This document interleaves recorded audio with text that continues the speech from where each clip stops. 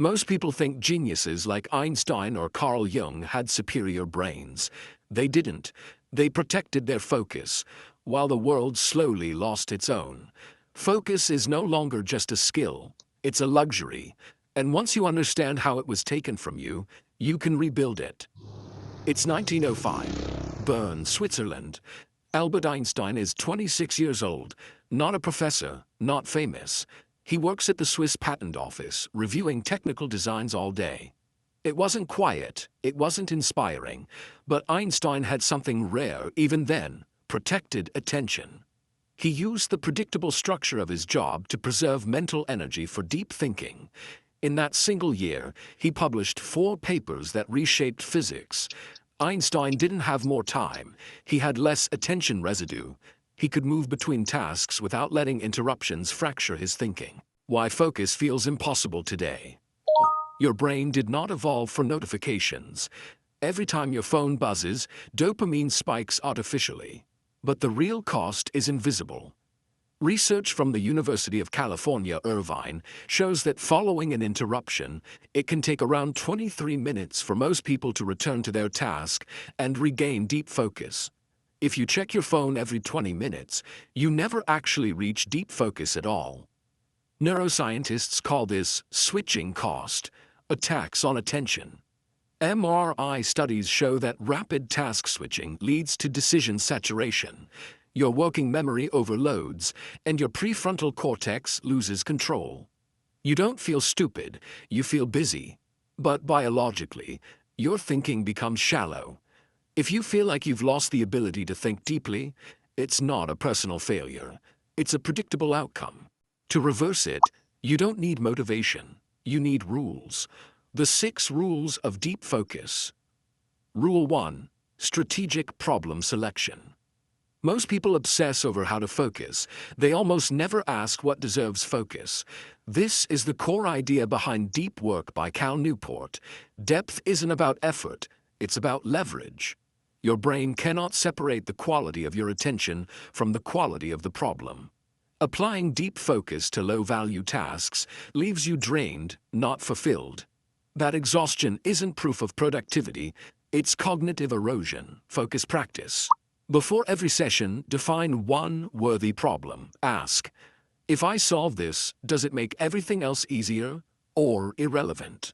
Focus is expensive. Spend it where it compounds. Rule 2. Cognitive offloading. Unfinished tasks don't disappear. They follow you. Neuroscientists call them open loops. Your brain treats each one as an unresolved threat and keeps it active in the background. This mechanism is highlighted in Stolen Focus by Johann Hari. Attention is often lost before work even begins. When your mind holds 10 invisible reminders, deep thinking never gets full access. Focus practice. Before deep work, write everything down. Messages, tasks, worries, I should thoughts. Not to solve them, to park them. A written list signals to your brain, this is safe, you can release it.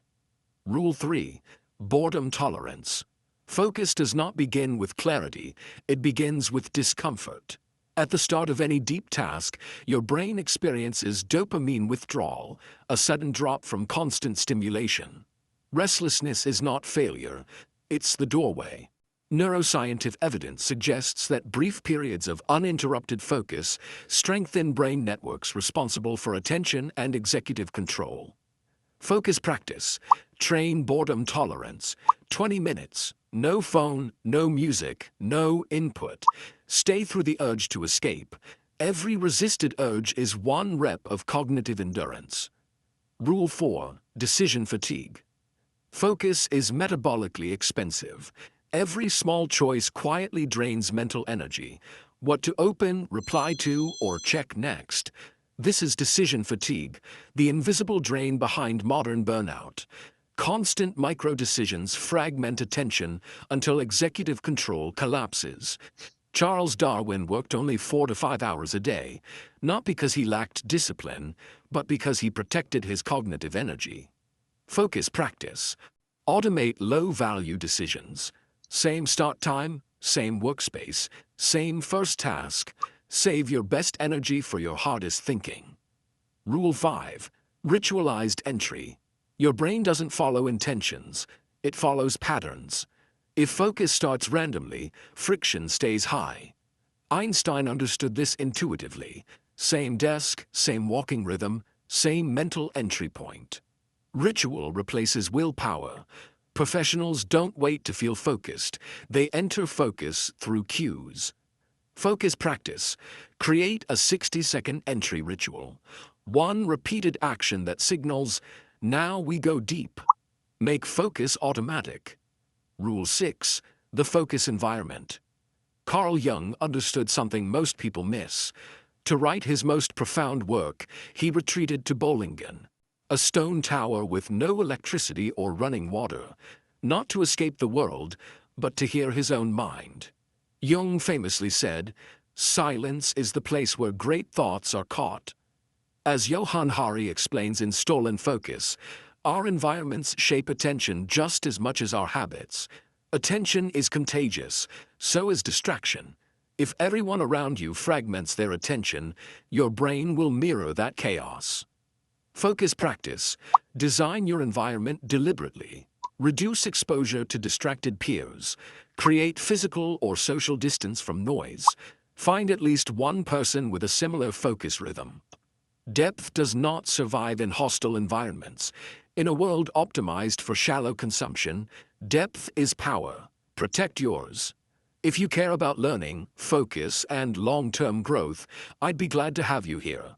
Subscribe, and let's grow better thinking together.